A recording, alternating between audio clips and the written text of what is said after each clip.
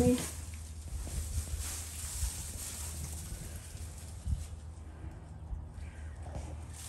There's another one that's starting to look a little skinny too. That one and the other one. He's just the one in the corner right now.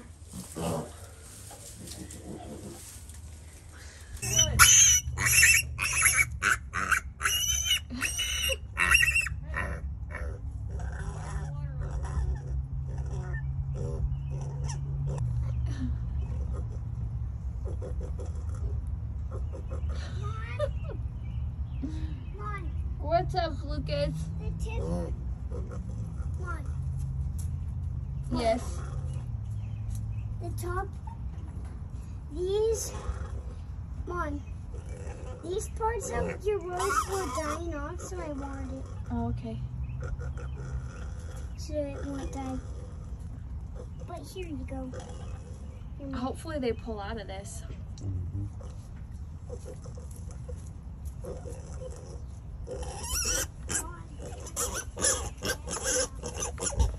Oh, shut up.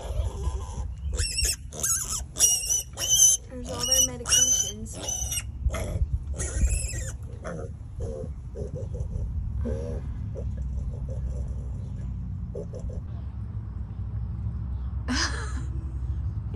He did go to sleep. All that squealing.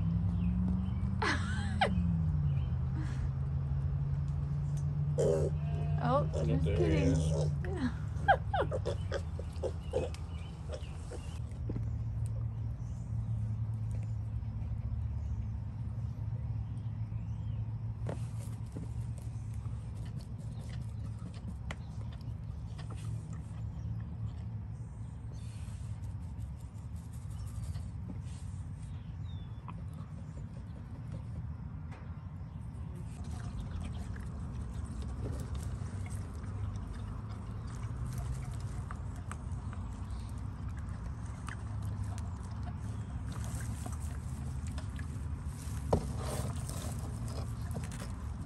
He's figured this one out.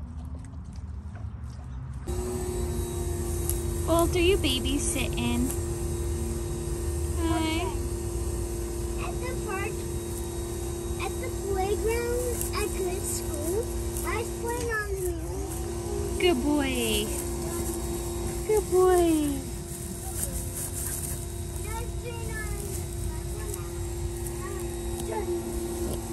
There you go, spray.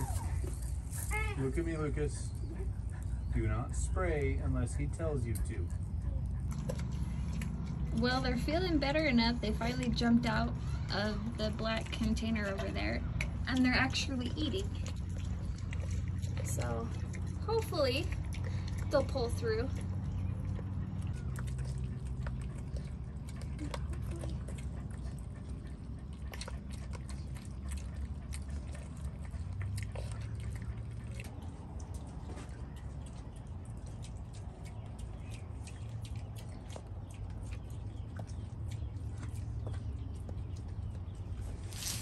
You're doing good, baby.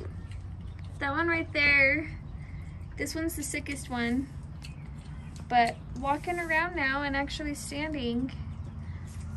So hopefully everything helped. They jumped out of the feed container we had them in.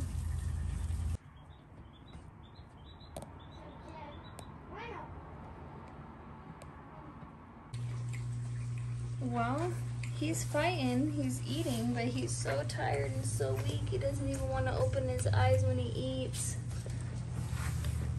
We're doing everything we can, but he is just tiny. It's alright, little guy. It's okay. So, we'll see.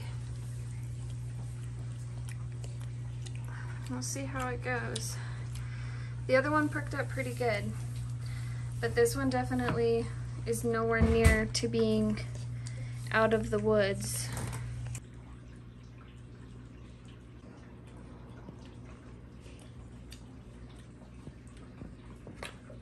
You're okay.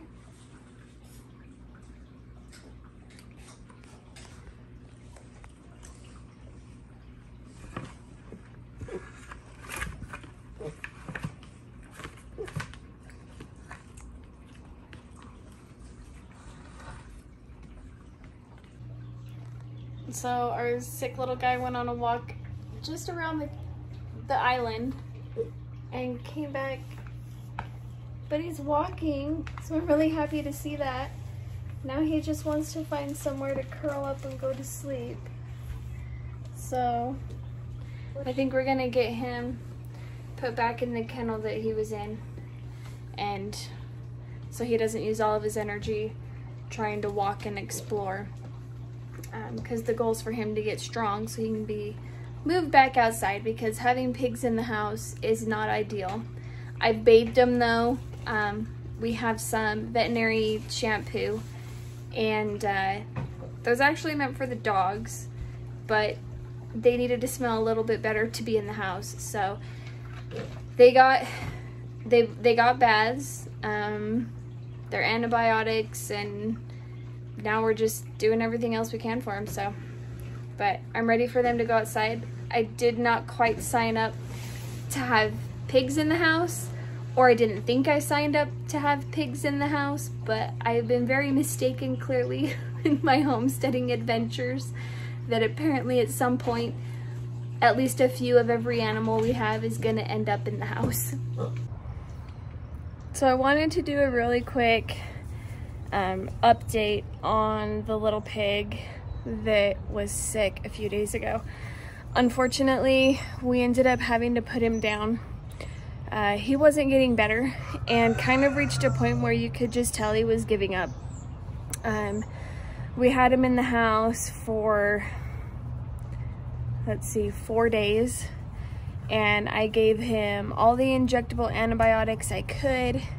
We were doing electrolytes in their water, trying to give him some potassium, things like that that are supposed to boost him up when they're not feeling good, when they're sick.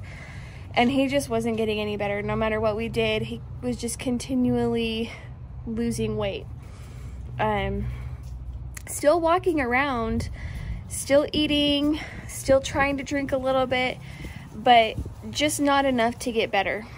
So, and then the last day,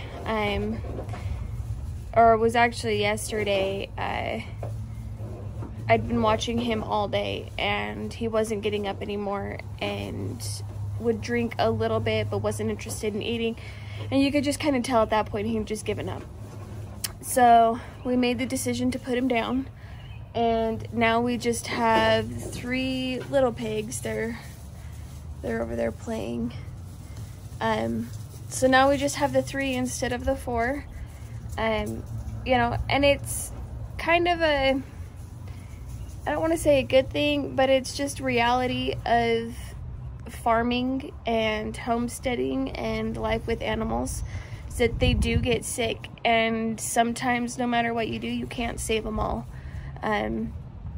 So it's just, it kind of keeps it all in perspective for us here. You know, we do the best we can. We try to give them the best life possible while we have them. But ultimately, you know, they are for a purpose. And sometimes they don't make it to the end of life for that purpose that we want them for, but we're still gonna try really hard to get them healthy, keep them healthy.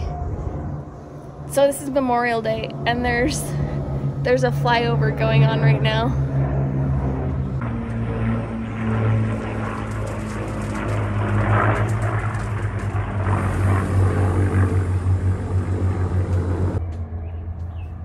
That is actually the second flyover of the morning. So they're gonna be going off, I think, all day. There's different events and different flights scheduled for everything going on in the valley for Memorial Day, which is kind of cool. I like living in the area that we're at because there's so many fields around us, not very many buildings, that we have a pretty open sky, so we get to see a lot of it. And right where our house is, we're between a lot of the flight paths, especially between a couple of smaller airports in our area, and then Gowan, which is an Air Force something, I don't know. They have Air Force stuff out there, so it's kind of neat to watch.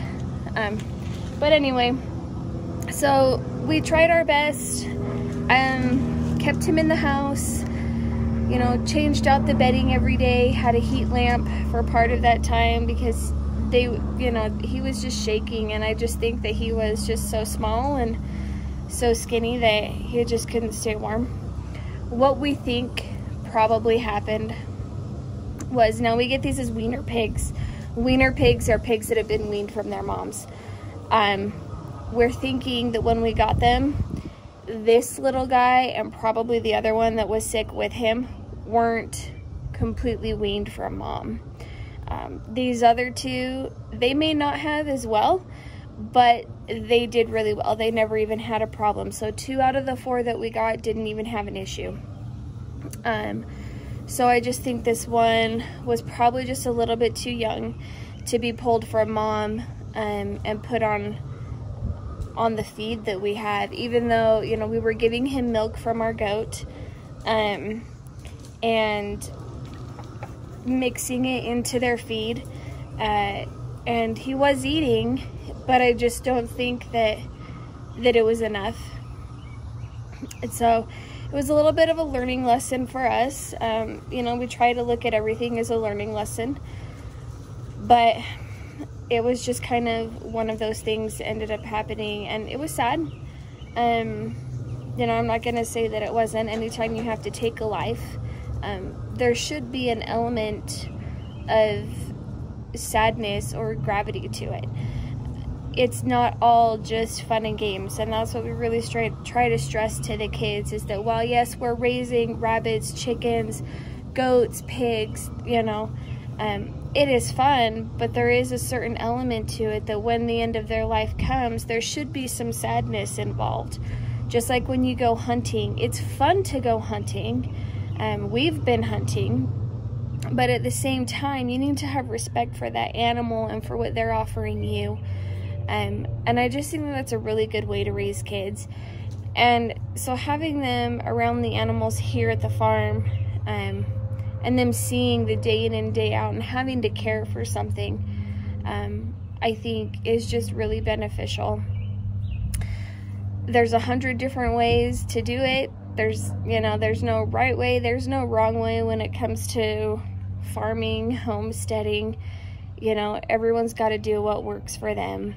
And we're still adapting, we're still tailoring to what works for us. We're still learning. So was there more that we could have done for this little pig? Maybe. I don't know. You know, like I said, we do have some friends that have been raising pigs for a really long time. And they were giving us advice, telling us what's worked for them in the past. And sometimes, you know, sometimes animals just don't pull out of it. Sometimes their bodies they're just so young, so weak that they can't pull out, you know, despite your best efforts. And that's kind of where we felt like we were at. So I think this little guy, I think he might be happy now that he's back with some buddies. They're just hanging out now in the barn. So we'll raise them up. We may get another pig, because we really wanted 3 for us, and we're raising 1 for a neighbor, because they don't have the space for it. So we haven't really decided. Do we just stick with 3? Do we get 4? Who knows?